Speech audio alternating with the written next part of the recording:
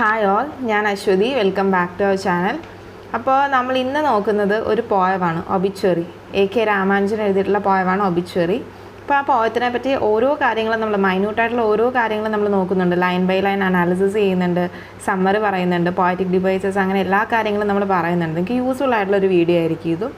അപ്പോൾ ഈ ചാനൽ ഇതുവരെയും സബ്സ്ക്രൈബ് ചെയ്യാത്തവരുണ്ടെങ്കിൽ ഒന്ന് സബ്സ്ക്രൈബ് ചെയ്ത് സപ്പോർട്ട് ചെയ്തേക്കണം കേട്ടോ. ഓക്കെ, അപ്പോൾ ഈ ഒബിച്വറി എന്ന് പറയുന്ന വേർഡിൻ്റെ മീനിങ് എന്താണെന്ന് അറിയാമല്ലോ. A notice of A death especially in A news paper, അതായത് മരണവാർത്ത. എസ്പെഷ്യലി ന്യൂസ് പേപ്പറിൽ വരുന്ന മരണവാർത്തയാണ് ഈ ചരമക്കോളം എന്നൊക്കെ പറയില്ലേ. Obituary is written in a quite ironic format by K Ramanujan. The word itself means a notice or announcement of someone's death in a newspaper with a brief biography. Ramanujan writes this poem on behalf of his father's death. അതായത് ഈ obituary എന്ന് പറയുന്ന poem ഒരു ironic ഫോർമാറ്റിൽ K Ramanujan എഴുതിയൊരു പോയമാണ്. എന്താണ് ഈ ironic format എന്ന് പറഞ്ഞാൽ? വിരോധാഭാസം. ഒബിച്വറി എന്ന് പറഞ്ഞാൽ എന്താണ്? നമ്മൾ നേരത്തെ ഓൾറെഡി പറഞ്ഞു കഴിഞ്ഞു. ന്യൂസ് പേപ്പറിൽ വരുന്ന ഒരാളുടെ മരണത്തിൻ്റെ അനൗൺസ്മെൻ്റ് ആണ്. അതായത് ആ മരിച്ച വ്യക്തിയുടെ ഡീറ്റെയിൽസും ഫോട്ടോയും അച്ചീവ്മെൻറ്റ്സും ഒക്കെ പറഞ്ഞിട്ട് ഒരു കോളത്തിൽ വരുന്ന ഒരു ഡെത്ത് അനൗൺസ്മെൻ്റ് ആണ്. ഇവിടെ കെ രാമാനുജൻ ഈ പോയത്തിൽ അദ്ദേഹത്തിൻ്റെ ഫാദറിൻ്റെ ഡെത്തിനെ ബേസ് ചെയ്തിട്ടാണ് എഴുതിയിരിക്കുന്നത്. In the poem the poet describes how his fathers death has affected the family and what the father had achieved in his life. The poet also talks about the implication that he had to face after his father's death, probably being the elder son of the house. അതായത് ഈ പോയത്തിൽ രാമാനുജൻ അദ്ദേഹത്തിൻ്റെ അച്ഛൻ്റെ മരണത്തെ പറ്റിയും ആ മരണം ഫാമിലിയെ എത്രമാത്രം അഫക്റ്റ് ചെയ്തു എന്നും തൻ്റെ അച്ഛൻ്റെ മരണത്തിന് ശേഷം അദ്ദേഹത്തിൻ്റെ ലൈഫിൽ എന്തെല്ലാം കാര്യങ്ങൾ അദ്ദേഹം ഏറ്റെടുക്കേണ്ടി വന്നുവെന്നും തൻ്റെ അച്ഛൻ എന്തെല്ലാം കാര്യങ്ങൾ അച്ചീവ് ചെയ്തിരുന്നുവെന്നും അങ്ങനെയുള്ള കാര്യങ്ങളൊക്കെയാണ് പറയുന്നത്. പിന്നെ ആ ഫാമിലിയിൽ എൽഡർ സൺ ആയതുകൊണ്ട് തന്നെ പോയറ്റിന് ഇനി ആ ഫാമിലിയിൽ ഫേസ് ചെയ്യേണ്ട ഒരു നടപ്പിലാക്കേണ്ട കാര്യങ്ങളുണ്ട്, ഉത്തരവാദിത്തങ്ങൾ കൂടി. അതെന്തൊക്കെയാണ് എന്നൊക്കെയാണ് ഈ ഒരു പോയത്തിൽ പറയുന്നത്. പിന്നെ ഈ പോയത്തിലേക്ക് ഡീറ്റെയിൽ ആയിട്ട് കിടക്കുന്നതിന് മുന്നേ നമുക്ക് കെ രാമാനുജനെ പറ്റി ഒന്ന് നോക്കാം. ഓക്കെ, ആറ്റിപ്പട്ടി കൃഷ്ണസ്വാമി രാമാനുജൻ എന്നാണ് അദ്ദേഹത്തിൻ്റെ ഫുൾ നെയിം വരുന്നത്. ലൈഫ് സ്പാൻ എന്ന് പറയുന്നത് 1926 to 1993 വരെയാണ്. ജനിക്കുന്നത് 16th March 1929 മരണം 13th July 1993 അദ്ദേഹം ഒരു ഇന്ത്യൻ പോയറ്റാണ് and scholar of Indian literature who wrote in both English and Kannada. ഇംഗ്ലീഷിലും കന്നഡയിലും എഴുതുന്നൊരു സ്കോളറാണ് അദ്ദേഹം. അദ്ദേഹം ഒരു പോയറ്റാണ്, സ്കോളറാണ്, പ്രൊഫസറാണ്, ഫിലോളജിസ്റ്റാണ്, ഫോക്ലോറിസ്റ്റാണ്, ട്രാൻസ്ലേറ്ററാണ്, പ്ലേ റൈറ്റ് ഒക്കെയാണ്. അദ്ദേഹത്തിന് ഇംഗ്ലീഷ്, കന്നഡ, തമിഴ്, തെലുങ്കു ആൻഡ് സാൻസ്ക്രിറ്റ് അങ്ങനെ 5 ലാംഗ്വേജസ് ആണ് അദ്ദേഹത്തിന് അറിയാവുന്നത്. അദ്ദേഹത്തിന് പോസ്റ്റ്മസ്ലി അതായത് 1999 അദ്ദേഹത്തിൻ്റെ മരണശേഷം സാഹിത്യ അക്കാദമി അവാർഡ് അദ്ദേഹത്തിന് ലഭിച്ചിട്ടുണ്ട്. എപ്പോഴാണ് അവാർഡ് കിട്ടിയത്? 1999 സാഹിത്യ അക്കാദമി അവാർഡ് ലഭിച്ചത് ഫോർ ദ കളക്റ്റഡ് പോയംസ്. അദ്ദേഹം ഒരു ട്രഡീഷണൽ രീതിയിൽ മീൻസ് ഒരു ക്ലാസിക്കലിയും അതേപോലെ മോഡേൺ വേരിയൻറ്റിലും ലിറ്ററേച്ചർ എഴുതിയിട്ടുണ്ട്. And argued strongly for giving local non standard dialect their due. And he was born in Mysore city and died in Chicago, US. 1976 Padmashri award നൽകി Indian government അദ്ദേഹത്തെ ആദരിക്കുകയുണ്ടായി. In 1983 he was awarded MacArthur Prize Fellowship. K Ramanujan's elderly known diary entry, A Poem Is Born, was written in September 1949 at age of 20. Okay, അപ്പോൾ നമുക്കിനി പോയത്തിനെ പറ്റി കുറച്ച് കാര്യങ്ങൾ നോക്കാം. ഈ ഒബിച്വറി എന്ന പോയം റിലേഷൻഷിപ്പ് എന്ന് പറയുന്ന സെറ്റ് ഓഫ് പോയംസിൽ നിന്ന് എടുത്തിട്ടുള്ളതാണ്. 7 ലൈൻസ് വീതമുള്ള 8 സ്റ്റാൻസസ് ആണ് ഇതിനുള്ളത്. 7 ലൈൻസ് എന്ന് കേട്ട് പേടിക്കുമെന്ന് വേണ്ട, ചെറിയ ചെറിയ ലൈൻസ് ആണ് കേട്ടോ, വളരെ സിമ്പിൾ ആൻഡ് സ്മോൾ ലൈൻസ് ആണ്. ഇത് പബ്ലിഷ് ചെയ്തത് 1971. There is no rhyming scheme and tone is mock epic. Okay, അപ്പോൾ നമുക്ക് സ്റ്റാൻസ 1 നോക്കാം. Father when he passed on left dust on the table of papers, left debits and daughter, a bedwetting grandson named by the toss of a coin after him. അപ്പോൾ ഇതാണ് stanza 1 എന്ന് പറയുന്നത്. The poet begins the poem Obituary with the death of his father. The poet could observe the remains of his father. His father left him nothing for the family. The problems appear to him like the dust on the table of papers, debits on unmarried daughters and bedwetting grandchild. As the elder son, the speaker has to take the responsibility of the family. A different incident has been shared here. The grandson was named after a toss of a coin. The speaker sees even the name normal things to be unusual, for he needs to focus on the duties of his family. He must take care of the small child and arrange the marriage for his unmarried sister. It may be he takes things to his heart and share the first stanza. The expressions bring the situation of the typical Indian family. അതായത് അദ്ദേഹത്തിൻ്റെ അച്ഛൻ്റെ മരണത്തെ പറ്റിയാണ് ഈ പോയത്തിൽ പറയുന്നത്. ഈ poem start ചെയ്യുന്നത് ആ ഒരു മരണത്തെപ്പറ്റി പറഞ്ഞുകൊണ്ടാണ്.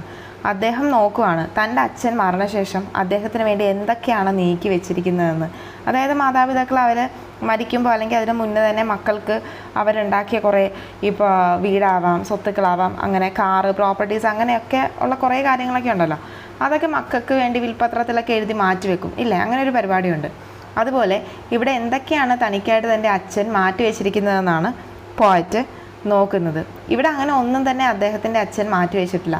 ഇവിടെ എന്താണ് വെച്ചിരിക്കുന്നതെന്ന് വെച്ചാൽ ഒരു ടേബിൾ നിറയെ പൊടി പിടിച്ച പേപ്പേഴ്സ്, അതേപോലെ ഒത്തിരി കടം വാങ്ങിച്ച് ആ ബാധ്യതകൾ, അതേപോലെ വിവാഹം കഴിക്കാത്ത ഡോട്ടർ, അതേപോലെ ബെഡ് വെറ്റിംഗ് ഗ്രാൻഡ് ചൈൽഡ്, അതായത് ബെഡിൽ വെറ്റ് ചെയ്യുന്ന കുട്ടി, അതായത് കട്ടിലിൽ യൂറിൻ പാസ് ചെയ്യുന്ന കുട്ടി, അതായത് അത്രയും ചെറിയ ഒരു ഗ്രാൻഡ് ചൈൽഡ്.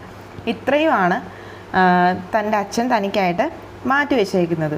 ഒരു മൂത്ത മകൻ എന്ന രീതിയിൽ ആ ഫാമിലിയുടെ മുഴുവൻ റെസ്പോൺസിബിലിറ്റിയും ഇനി ആരുടെ അടുക്കലാണ്? നമ്മുടെ ഓദറിൻ്റെ തലയിലായി അല്ലേ. പിന്നെ ഒരു ഡിഫറെൻറ്റ് ഇൻസിഡൻറ്റ് എന്താണെന്ന് വെച്ചാൽ named by the toss of a coin after him. എന്ന് വെച്ചാൽ നമ്മളൊരു കോയിൻ ടോസ് ചെയ്താൽ ഒന്നെങ്കിൽ എന്താവും, ഹെഡായിരിക്കും, അല്ലെങ്കിൽ ടെയിലായിരിക്കും അല്ലേ. ഈ രണ്ടൊരു ഓപ്ഷൻ മാത്രമേ ആ ഒരു കോയിനിൽ ഉണ്ടാവുകയുള്ളൂ. അപ്പോൾ ഇവിടെ പറയുന്നത് ആ കുട്ടിക്ക് പേര് വെച്ചിരിക്കുന്നത് 2 തലമുറയ്ക്ക് അപ്പുറത്തെ പേരാണ്. അതായത് ഗ്രാൻഡ് ഫാദറിൻ്റെ പേര് ചേർത്തിട്ടുള്ളൊരു പേരാണ് വെച്ചിരിക്കുന്നത്. ഒരു പഴയ ഇന്ത്യൻ കൾച്ചറാണത്. അതായത് അച്ഛൻ്റെ പേരല്ല അപ്പൂപ്പൻ്റെ പേര് വയ്ക്കും. ഈ ഗ്രാൻഡ് ചൈൽഡ് ആയിരിക്കും അവൻ്റെ അച്ഛൻ്റെ പേരായിരിക്കും കുട്ടിക്ക് വെക്കുന്നത്. അത്രേ ഇവിടെ ഉദ്ദേശിച്ചിട്ടുള്ളൂ കേട്ടോ. യൂഷ്വലായിട്ട് നടക്കുന്ന കാര്യങ്ങളൊക്കെ തന്നെയാണ്. ബട്ട് ഈ ഒരു സാഹചര്യത്തിൽ അദ്ദേഹത്തിന് ഇതെല്ലാം അൺയൂഷ്വലായിട്ടാണ് തോന്നുന്നത്. അതിൻ്റെ കാരണം എന്താണെന്ന് വെച്ചാൽ അദ്ദേഹത്തിന് ഇനി തൻ്റെ ഫാമിലി ഡ്യൂട്ടീസിൽ കൂടുതൽ ഫോക്കസ് ചെയ്യേണ്ടി വരും. ഒത്തിരി ഉത്തരവാദിത്തങ്ങളായി. അതായത് ആ കുട്ടിയെ പഠിപ്പിക്കണം, അവൻ്റെ കാര്യങ്ങളൊക്കെ നോക്കേണ്ടത് പോയിട്ടാണ്. അതേപോലെ അച്ഛൻ ഉണ്ടാക്കി വെച്ച കടങ്ങൾ തീർക്കണം, പിന്നെ സഹോദരിമാരുടെ കല്യാണം നടത്തണം. അങ്ങനെ അദ്ദേഹത്തിൻ്റെ ഉത്തരവാദിത്തങ്ങൾ ഇങ്ങനെ കൂടിക്കൂടി വന്നു. സോ ആ ഒരു സ്ട്രെസ്സിൽ, ആ ഒരു ടെൻഷനിൽ, ആ ഉത്തരവാദിത്തങ്ങളിൽ നിന്നുള്ള ആ ഒരു പ്രഷറിൽ ഒരു സാധാരണ നടക്കുന്ന നോർമൽ കാര്യങ്ങൾ പോലും അൺയൂഷ്വലായിട്ടാണ് തോന്നുന്നത്. ഒരു ടിപ്പിക്കൽ ഇന്ത്യൻ ഫാമിലിയിൽ നടക്കുന്ന കാര്യങ്ങളാണ്. ഓരോ പുരുഷന്മാരും നേരിടുന്ന പ്രശ്നങ്ങളൊക്കെയാണ് നമുക്ക് പറയാം അല്ലേ. ഇനി സ്റ്റാൻസ 2 ആണ്. A house that leaned slowly through our growing years on a bend coconut tree in the yard. Being the burning type, he burned properly at the cremation. And in the second stanza, the speaker continues to describe the things the father left behind. He says about the house that was leaning on a coconut tree in the yard. It is the view of the poet. The family has inherited an old house from the father. The house is in a bad condition. That too needs to be fixed. The poet indirectly says that his father is short-tempered by the line, the burning type. He has never been a kind father to the family members, symbolically pointing out that his hot-tempered father received complete perfect burning, as they say religious cremation. The poet expresses his dissatisfaction over his father's rude behavior and sees the cremation as punishment that he deserved. അതായത് stanza 2 അദ്ദേഹത്തിൻ്റെ അച്ഛൻ റൈറ്ററിന് വേണ്ടി ബാക്കി വെച്ച കാര്യങ്ങൾ തന്നെയാണ് describe ചെയ്യുന്നത്. ഈ സ്റ്റാൻസയിൽ പോയറ്റിൻ്റെ അച്ഛനെ തന്നെ ഡിസ്ക്രൈബ് ചെയ്യുന്നുണ്ട് ഇതിൽ. ഓക്കെ, അദ്ദേഹത്തിൻ്റെ വീടിനെ പറ്റി പറയുന്നുണ്ട്. ലീൻ എന്ന് പറയുന്നുണ്ട്. ഈ ലീൻ എന്ന് പറഞ്ഞാൽ അതിന് 2 അർത്ഥമാണുള്ളത്. ഒന്ന് വളരെ മെലിഞ്ഞ, വളരെ നേർത്ത എന്നുള്ളൊരു മീനിങ് ഉണ്ട്. ഒന്ന് ചാഞ്ഞിരിക്കുന്നത് എന്നൊരു മീനിങ് ഉണ്ട് ഇല്ലേ. ഓക്കെ, ഇതിൽ പറയുന്നത് എന്താണെന്ന് വെച്ചാൽ യാർഡിൽ ഈ ചാഞ്ഞി നിൽക്കുന്ന ഒത്തിരി നാൾ, അതായത് ഒത്തിരി വലിയൊരു കോക്കനട്ട് ട്രീ ഉണ്ട്. ആ കോക്കനട്ട് ട്രീ തന്നെ ഒത്തിരി ഏജ്ഡാണ്. അതുകൊണ്ട് തന്നെ വലുതാവും തോറും അതിങ്ങനെ ചാഞ്ഞാണ് വരുന്നത് അല്ലേ. ഓക്കെ, അതേപോലെ തന്നെ ഞങ്ങൾക്ക് എത്ര ഏജായോ അത്രയും തന്നെ ഏജുള്ള ഒരു വീടുണ്ട്, ഒരു വയസ്സായ ഒരു വീടുണ്ട്. ആ വീട് ഈ ചാഞ്ഞിരിക്കുന്ന ഒരു കോക്കനട്ട് ട്രീയിലേക്ക് വീണ്ടും ചാഞ്ഞിരിക്കുകയാണ്. അതായത് ആ കോക്കനട്ട് ട്രീ പോയാൽ ആ വീട് വീഴും. ഓക്കെ, ആ രീതിയിൽ ഓൾറെഡി കോക്കനട്ട് ട്രീ ചാഞ്ഞിരിക്കുകയാണ്, അതിലേക്കും കൂടെ ചരിഞ്ഞാണ് ആ വീട് നിൽക്കുന്നത്. അതും ഒരു ഓൾഡ് സ്മോൾ ഹൗസാണ്, മോശമായ അവസ്ഥയിലുള്ളൊരു ഓൾഡ് സ്മോൾ ഹൗസാണ്. ആ വീടിന് ഫിക്സ് ചെയ്യണം, മീൻസ് അതിന് പുതുക്കി പണിയണം. ആ ഒരു ഉത്തരവാദിത്വവും ആളുടെ തലയിലായി, നമ്മളുടെ പോയറ്റിൻ്റെ തലയിലായി. പിന്നെ അദ്ദേഹത്തിൻ്റെ ഫാദർ ഒരു ഷോർട്ട് ടെമ്പേർഡ് പേഴ്സൺ ആണ് എന്നത് ഇൻഡയറക്റ്റ്ലി ഇവിടെ പറയുന്നുണ്ട് ദ ബേണിംഗ് ടൈപ്പ് എന്ന ലൈനിൽ. അതായത് തൻ്റെ അച്ഛൻ്റെ ഒരു ബേണിംഗ് ടൈപ്പായിരുന്നു, ഷോർട്ട് ടെമ്പേർഡ് ആയിരുന്നു, പെട്ടെന്ന് ആൾക്കാരോട് ചൂടാവുന്ന അല്ലെങ്കിൽ പെട്ടെന്ന് ഞങ്ങളോട് വഴക്കുണ്ടാക്കുന്ന അത്രമൊരു ഷോർട്ട് ടെമ്പേർഡ് ആയിരുന്നു. സോ അദ്ദേഹത്തിൻ്റെ ബോഡി ബേൺ ചെയ്തപ്പോൾ ആ ബോഡിയും പ്രോപ്പറായിട്ട് ബേൺ ചെയ്തു എന്ന് പറയുന്നുണ്ട്. അദ്ദേഹം ഒരു ഷോർട്ട് ടെമ്പേർഡ് ആയിരുന്നു. സോ അദ്ദേഹത്തിൻ്റെ ബോഡിയിൽ ടെമ്പറേച്ചർ കൊടുത്തപ്പോൾ ആ ബേണിംഗ് ടൈപ്പ് ഈ ഒരു ടെമ്പറേച്ചർ വന്നപ്പോൾ അദ്ദേഹത്തിൻ്റെ ബോഡിയും ബേണായിട്ട് മാറി, പ്രോപ്പർലി ബേണായി. സാധാരണ ഒബിച്വറി എന്ന് പറയുമ്പോൾ നമുക്കറിയാം ദുഃഖമുള്ള ഒരു അറ്റ്മോസ്ഫിയറൊക്കെ ആയിരിക്കും അല്ലേ, അങ്ങനത്തെ ഒരു ഇൻസിഡൻസ് ഒക്കെ ആയിരിക്കും ഷെയർ ചെയ്യുന്നത്. എങ്കിൽ ഇതിൽ കുറച്ച് ഫൺ ഐറോണിക്കലിയൊക്കെയാണ് ഈ ഒരു പോയം നമ്മളുടെ മുമ്പിൽ പ്രൊഡ്യൂസ് ചെയ്തിരിക്കുന്നത്. അതിൻ്റെ കാരണം അദ്ദേഹത്തിൻ്റെ ഫാദറിനോടുള്ള ഒരു പൊരുത്തക്കേട്, ഒരു ഇഷ്ടമില്ലായ്മയാവാം അല്ലേ. അദ്ദേഹത്തിൻ്റെ ഫാദറിൻ്റെ റൂഡ് ബിഹേവിയറിനോടൊരു ഡിസാറ്റിസ്ഫാക്ഷനും, അതുകൊണ്ട് തന്നെയാണ് ഈ ഒരു ക്രിമേഷൻ ആസ് എ പണിഷ്മെൻറ്റ് അദ്ദേഹം അർഹിക്കുന്നൊരു കാര്യമാണ് എന്നൊക്കെ പോയിറ്റ് ഇവിടെ പറയുന്നുണ്ട്. ഓക്കെ, ഈ ദഹിപ്പിക്കുന്ന ഈ ചൂടിൽ വെന്തുരുകുക എന്നുള്ളത് ആ പോയിറ്റിൻ്റെ ഫാദർ അർഹിക്കുന്ന കാര്യമാണ് എന്നൊക്കെ പറയുന്നത് അദ്ദേഹത്തിൻ്റെ ഫാദറിൻ്റെ റൂഡ് ബിഹേവിയർ പോയിറ്റിനെ അക്സെപ്റ്റ് ചെയ്യാനുള്ള ബുദ്ധിമുട്ട് കൊണ്ടാവാം അല്ലേ. ഇനി നമ്മൾ നോക്കാൻ പോകുന്നത് സ്റ്റാൻസ 3 ആണ്. As before easily and at both ends left his eye coins in the ashes that didn't look one bit difference. Several spinal discs rough, some burned to call for sons. Okay, the poet continues for the previous and says that he burned both sides, but the coin which is kept on his eyes didn't burn. The poet relates their religious ritual with the coins. It is a religious tradition that to keep a coin on the dead person's eye before the burial or cremation. And he points out that the coin is left behind among the ashes. The coin didn't change color, whereas several spinal discs burned to coal. As before എന്ന ലൈനിൽ stanza 2ൻ്റെ continuation പോലെ കിടക്കുന്നൊരു ലൈനാണ്. Okay, so അതൊരു എൻജാമെൻ്റ് ആണെന്ന് നമുക്ക് പറയാം. അതായത് ഈ ചില സ്ഥലങ്ങളിലൊക്കെ മരിച്ചു കഴിഞ്ഞാൽ കണ്ണിൽ 2 കോയിൻസ് വെക്കും. ഇപ്പോൾ തമിഴ്നാട്ടിലൊക്കെ മരിച്ചു കഴിയുമ്പോൾ നമ്മൾ ഫിലിമിലൊക്കെ കാണില്ലേ, നെറ്റിയിൽ കോയിൻ ഒട്ടിച്ച് വെക്കും. അതേപോലെ ചില സ്ഥലങ്ങളിൽ 2 കണ്ണിലുമാണ് കോയിൻസ് വെക്കുന്നത്. ഇതിനെ ഐ കോയിൻസ് എന്നാണ് പറയുന്നത്. ഓക്കെ, ഈ ഐ കോയിൻസുമായിട്ട് റിലേറ്റ് ചെയ്ത് പറയുന്ന ഒരു സംഭവമാണ്, ഒരു ഇൻസിഡൻ്റാണ് ഇവിടെ പറയുന്നത്. അതായത് പോയിട്ട് പറയുകയാണ്, തൻ്റെ അച്ഛൻ്റെ ബോഡി നല്ല രീതിയിൽ തീയിലെരിഞ്ഞു, എന്നാൽ കണ്ണിൽ വെച്ച് ഈ 2 കോയിൻസ് ഇല്ലേ, ഈ 2 കോയിൻസ് നമ്മൾ എങ്ങനെയാണോ വെച്ചത് അത് അതുപോലെ തന്നെ ആഷസിലുണ്ടായിരുന്നു. ഒരു കളർ ചേഞ്ചോ അല്ലെങ്കിൽ അതിൻ്റെ ഒരു ഷെയ്ഡ് ചേഞ്ചോ ഒന്നും ഉണ്ടായില്ല. കണ്ണിൽ വെച്ച ആ കോയിൻസ് 2ഉം അതേപോലെ തന്നെ ആഷസിലുണ്ടായിരുന്നു. പക്ഷേ നല്ല രീതിയിൽ ബാക്കി പാർട്സൊക്കെ എരിഞ്ഞു എന്ന് പോയിറ്റ് പറയുന്നുണ്ട്. ലുക്ക് വൺ ബിറ്റ് ഡിഫറൻസ്, അതായത് ഒരു ചെറിയ വ്യത്യാസം പോലും ഉണ്ടായില്ല. അതാണ് ആ ഒരു ലുക്ക് വൺ ബിറ്റ് ഡിഫറൻസ് എന്ന് പറഞ്ഞ ആ ഒരു സെൻറ്റൻസിൽ ഉദ്ദേശിക്കുന്നത്. പിന്നെ പറയുന്നത് സ്പൈനൽ ഡിസ്കസ് ഇല്ലേ, അതായത് നട്ടല്, ചെറിയ ചെറിയ കശേരുക്കൾ എന്നൊക്കെ പറയില്ലേ, അത് നല്ല റഫായിരുന്നൊരു സ്പൈനൽ ഡിസ്ക്. അത് കത്തിക്കരിഞ്ഞ് കരിക്കട്ടയായിട്ട് മാറി, നല്ല റഫായിട്ടുണ്ടായിരുന്നത്. ചിലത് നല്ലപോലെ എരിഞ്ഞ് ചാരമായിട്ട് മാറി. ആർക്ക് വേണ്ടിയാണ് അത് കരിക്കട്ടയായിട്ട് മാറിയിരിക്കുന്നത്? മക്കൾക്ക് വേണ്ടി. അതായത് മൃതദേഹം ദഹിപ്പിച്ച് കഴിയുമ്പോഴത്തേക്ക് ആൺമക്കൾ ഒരു മൺകലത്തിൽ എന്താ ചെയ്യുക, ശേഷക്രിയയൊക്കെ ചെയ്യാൻ വേണ്ടിയിട്ട് ഈ എരിഞ്ഞ എല്ലും കഷ്ണങ്ങളും തലയുടെ ഭാഗത്തു നിന്നൊരു എല്ല്, പല്ല്, അങ്ങനെയുള്ള കാര്യങ്ങളൊക്കെ പെറുക്കിയെടുത്തിട്ട് അത് വാഷ് ചെയ്ത് അത് ഒഴുക്കി കളയില്ലേ. അതേപോലെ മക്കൾക്ക് കർമ്മങ്ങൾ ചെയ്യാൻ വേണ്ടിയിട്ട് അവിടെ പോയറ്റിൻ്റെ ഫാദറിൻ്റെ ഇങ്ങനെ അസ്ഥികഷ്ണങ്ങൾ കുറച്ച് കിടപ്പുണ്ടായിരുന്നു. പക്ഷേ ബാക്കിയുള്ള പാർട്സ് എല്ലാം എരിഞ്ഞമർന്ന് കത്തിക്കരിഞ്ഞ് ചാരമായി മാറി എന്നാണ് പറയുന്നത്. ഇനി നമുക്ക് സ്റ്റാൻസ 4 നോക്കാം. To pick gingerly and throw as the priest said, facing east, where 3 rivers meet near the railway station, no long-standing headstone with his full name and 2 dates. The speaker continues to describe the tradition which follows after the cremation. The children, especially the son of the deceased father, would perform certain rituals. The remains of the dead father would be collected and would be thrown into the tributary near the railway station by the son. The poet is not in a mind to do or follow the ritual, as the father did not live as a good example for the family members. The speaker speaks the reality of life with clarity. He says that they don't prefer a memorial stone or pillar for their father, as they think that his name and 2 dates of birth and death would do not nothing useful to the father. The poet feels nothing could be done in memory of his late father, as he doesn't deserve. Thus he expressed his anguish over the irresponsible father. അതായത് ഈ stanza 4 നേരത്തെയുള്ള സ്റ്റാൻസയുടെ continuation ആയിട്ട് തന്നെയാണ് പറയുന്നത്. അതായത് കഴിഞ്ഞ സ്റ്റാൻസയിൽ പറഞ്ഞ പോലെ ഈ മരിച്ച വ്യക്തിയുടെ മകൻ ആ കരിഞ്ഞമർന്ന അച്ഛൻ്റെ എല്ലും കഷ്ണങ്ങളൊക്കെ മൺകുടത്തിലെടുത്ത് വെക്കും ഇല്ലേ. ആ ചടങ്ങുകളൊക്കെ മക്കളെ കൊണ്ട് പറഞ്ഞ് ചെയ്യിപ്പിക്കാൻ അവിടെ ആരാ ഉള്ളത്? ഒരു പ്രീസ്റ്റ്, ഒരു കർമ്മയുണ്ട്.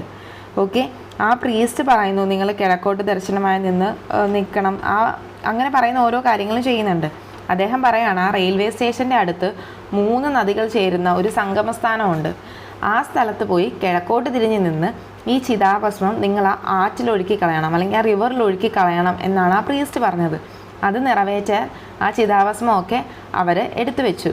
പിന്നീട് പോയിട്ട് പറയുന്നുണ്ട്, തൻ്റെ അച്ഛൻ മരിച്ചുപോയി എന്നും പറഞ്ഞ് ഞങ്ങളൊരു ശവക്കല്ലറ പണിയാനൊന്നും പോകുന്നില്ല. കല്ലറയല്ല, ഒരു ഹെഡ് സ്റ്റോൺ എന്ന് പറഞ്ഞാൽ ഈ മരിച്ച് ദഹിപ്പിച്ച സ്ഥലത്ത് ഒരു ആർച്ച് ഷേപ്പിൽ സ്റ്റോണിൽ ഫുൾ നെയിമും ബർത്ത് ഡേറ്റും ഡെത്ത് ഡേറ്റും ഒക്കെ എഴുതി ചെയ്ത കാര്യങ്ങളൊക്കെ എഴുതി വെക്കുന്ന ആ ഒരു പരിപാടിയില്ലേ, അത് തന്നെ. അതൊന്നും ഞങ്ങൾ ചെയ്യാൻ പോകുന്നില്ല. ബിക്കോസ് അതൊന്നും ഞങ്ങളുടെ ഫാദറിന് അത്ര യൂസ്ഫുൾ അല്ല, അല്ലെങ്കിൽ അത്രയ്ക്ക് ഇറസ്പോൺസിബിൾ ആയിട്ടുള്ള ഒരു ഷോർട്ട് ടെമ്പേർഡ് ആയ ഫാദറിൻ്റെ ഒരു മെമ്മറിയും ഞങ്ങൾക്കിനി വേണ്ട. അദ്ദേഹം അതൊന്നും ഡിസേർവ് ചെയ്യുന്നില്ല എന്നൊക്കെയുള്ളൊരു ചിന്താഗതിയാണ് പോയറ്റിന് ഇവിടെ ഉള്ളത്. To hold in their paradness everything he didn't quit, managed to do himself, like his Caesarean birth in a Brahmin ghetto and his death by heart failure in the fruit market. Again, in this stanza, the poet expresses his dissatisfaction. 2 dates of his father's birth and death have nothing to do with him, as he didn't do anything on his own. He was born after the Caesarean in a Brahmin area. He is a Brahmin by birth. He died due to heart failure in the fruit market. The poet's view is that even his father, an educator, could not save himself. This stanza brings out the importance of communities in India. The difference between the upper class and the lower class are being brushed with dignity. The poet looks at his father's death as an ordinary one, as he didn't show anything to be proud of. He brings out the father's incapability and responsibility towards his family. ഇതിൽ ഓരോ സ്റ്റാൻസയുടെയും continuation ആയിട്ടാണ് കേട്ടോ പോകുന്നത്. ഈ സ്റ്റാൻസയിലെയും പോയിട്ട് തൻ്റെ ഡിസാറ്റിസ്ഫാക്ഷനാണ് പറയുന്നത്. അതായത് ഞങ്ങളവിടെ അദ്ദേഹത്തിൻ്റെ നെയിമും ബർത്ത് ഡേറ്റും ഡെത്ത് ഡേറ്റുമുള്ള യാതൊരു ഹെഡ് സ്റ്റോണും അവിടെ വെക്കില്ല. ഇവിടെ പാരറ്റ്നസ് എന്ന് പറഞ്ഞത് കണ്ടോ, അത് എന്താണെന്ന് വെച്ചാൽ ഈ എസ് പോലത്തെ അല്ലെങ്കിൽ ഒരു സാ പോലത്തെ സാ നേരെ നിൽക്കുന്ന പോലത്തെ ബ്രാക്കറ്റ് ഇല്ല. അതായത് റൗണ്ട് ഷേപ്പ് ബ്രാക്കറ്റ് ഉണ്ട്, സ്ക്വയർ ബ്രാക്കറ്റ് ഉണ്ട്. അതുപോലെ ഈ സാ തിരിച്ചിട്ട് പോലത്തുള്ള ബ്രാക്കറ്റാണ് അവിടെ ഉദ്ദേശിച്ചിരിക്കുന്നത് കേട്ടോ. അതായത് ആ ഷേപ്പിലുള്ളൊരു ബ്രാക്കറ്റിൻ്റെ ഉള്ളിൽ തന്നെ ഒന്നും ഞങ്ങൾക്ക് എഴുതി വെക്കാനില്ല. അങ്ങനെ ഹെഡ് സ്റ്റോണിൽ ഒന്നും ഞങ്ങൾക്ക് എഴുതി വെക്കാനില്ല. കാരണം ഞങ്ങളുടെ അച്ഛൻ കംപ്ലീറ്റ്ലി ഒന്നും മാനേജ് ചെയ്തിട്ടേ ഇല്ല. അദ്ദേഹം സ്വന്തമായിട്ട് ഈ നിമിഷം വരെ ഒന്നും ചെയ്തിട്ടില്ല. അതേപോലെ എന്തെങ്കിലും കാര്യങ്ങൾ ചെയ്തിരുന്നെങ്കിൽ അതിൻ്റെയൊക്കെ നോട്ട് നമുക്ക് കോട്ട് ചെയ്ത് അവിടെ വെക്കാമായിരുന്നു. ഇതൊന്നും ചെയ്തിട്ടില്ല. അങ്ങനെ ഒന്നും ചെയ്യാത്ത ഒരാളുടെ എന്ത് എഴുതി വെക്കാനാണോ അവിടെ? സ്വന്തമായിട്ട് ഒന്നും ചെയ്തിട്ടില്ലല്ലോ. ഈവൻ അവരുടെ ബർത്ത്, അതായത് അദ്ദേഹത്തിൻ്റെ ജനനം കൂടെ നോക്കിയാൽ അതുപോലൊരു സിസേറിയൻ ബർത്താണ്. ഓപ്പറേറ്റ് ചെയ്താണ് എടുത്തത്. സ്വന്തമായിട്ട് അദ്ദേഹം പുറത്ത് വന്നിട്ട് പോലുമില്ല. അതുപോലും അദ്ദേഹം സ്വയം ചെയ്തതല്ല, മറ്റൊരാൾ അദ്ദേഹത്തെ പുറത്തേക്ക് എടുക്കുകയാണ് ചെയ്തത്. അതും ഒരു ബ്രാഹ്മൺ ഗിറ്റോയിൽ. ഗിറ്റോ എന്ന് പറഞ്ഞാൽ അഴുക്ക് നിറഞ്ഞ വലിയ വൃത്തിയൊന്നും ഇല്ലാത്ത കുറേ ആൾക്കാർ കൂട്ടം കൂടിയൊക്കെ താമസിക്കുന്ന ഒരു സ്ഥലം. അതായത് ഇപ്പോൾ ഒരു വീട്ടിൽ 3 റൂമുണ്ടെങ്കിൽ ആ 3 റൂമിലും 3 ഫാമിലി ആയിരിക്കും. ആ രീതിയിൽ അതാണൊരു ബ്രാഹ്മൺ ഗിറ്റോ എന്ന് പറയുന്നത്. അതേപോലെ ഒരു അഴുക്ക് നിറഞ്ഞൊരു സ്ഥലത്താണ് അദ്ദേഹം ജനിക്കുന്നത്. ഇനി മരണം എങ്ങനെയാണെന്ന് വെച്ചാലോ, അതൊരു സാധാരണ ആൾക്കാരെ പോലെ ഒരു ഓർഡിനറി ഡെത്താണ്. ഫ്രൂട്ട് മാർക്കറ്റിൽ വെച്ചിട്ട് ഹാർട്ട് ഫെയിലിയർ ആയിട്ടാണ് അദ്ദേഹം മരിക്കുന്നത്. സോ അദ്ദേഹത്തിൻ്റെ മരണത്തിലും ജനനത്തിലും ഒന്നും പ്രത്യേകിച്ച് കാര്യങ്ങളൊന്നുമില്ല. അതുപോലെ വീട്ടുകാർക്ക് അഭിമാനിക്കാൻ തക്കവണ്ണം അദ്ദേഹം സ്വന്തമായിട്ട് ഒന്നും ചെയ്തിട്ടില്ല. അത്രയും ഒരു ഇൻകേപ്പബിൾ ആൻഡ് ഇറസ്പോൺസിബിൾ മാൻ ആയിരുന്നു അദ്ദേഹം. അതുകൊണ്ട് തന്നെ പ്രത്യേകിച്ച് നല്ലതൊന്നും ചെയ്തിട്ടില്ലാത്തത് കൊണ്ട് തന്നെ അദ്ദേഹത്തെ പറ്റി ആ ഒരു ഡെത്ത് സ്റ്റോണിൽ എഴുതി വെക്കാൻ പ്രത്യേകിച്ച് കാര്യങ്ങളൊന്നുമില്ല. അതുകൊണ്ട് അവിടെ അങ്ങനെ ഒരു സാധനത്തിൻ്റെ ആവശ്യമില്ല എന്നാണ് പോയറ്റ് ഇവിടെ പറയുന്നത്. Stanza 6. But someone told me he got 2 lines in an inside column of Madras newspaper, sold by the kilo exactly 4 weeks later, the street walkers. And the 6th stanza give a twist to the readers. It relates us to the title of the poem Obituary. The poem is informed about 2 lines about his father in an inside column of a Madras newspaper. He also hears that it was sold in bundles 4 weeks later by the street walker. The poet's reaction to this is quite different. He is anxious to find out the 2 lines in the newspaper. Perhaps he wants to know how, what and why.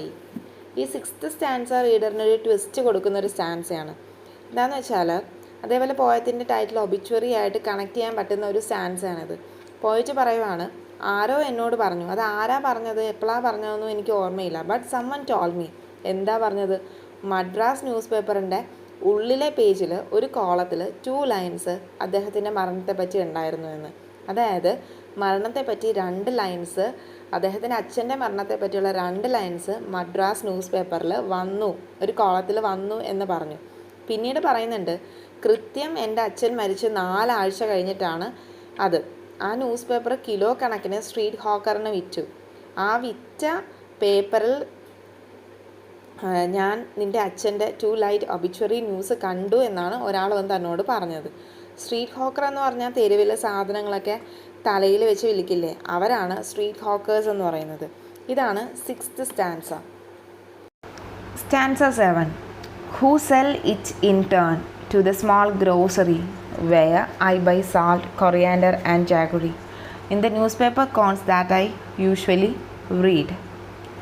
And the description continues.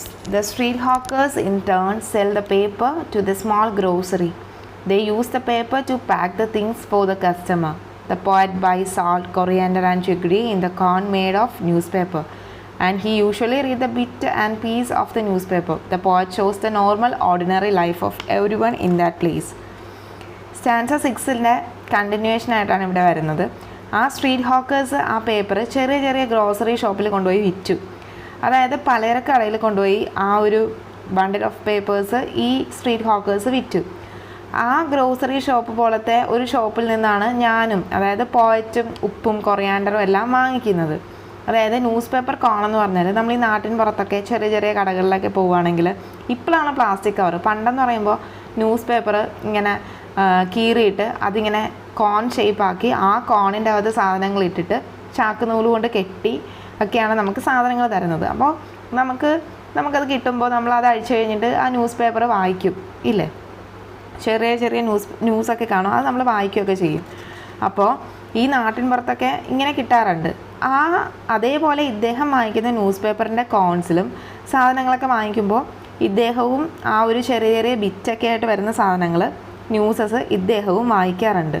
അതാണ് ഈ ഒരു സ്റ്റാൻസയിൽ പറയുന്നത്. ഇനി stanza 8 നോക്കാം. Last സ്റ്റാൻസയാണ്.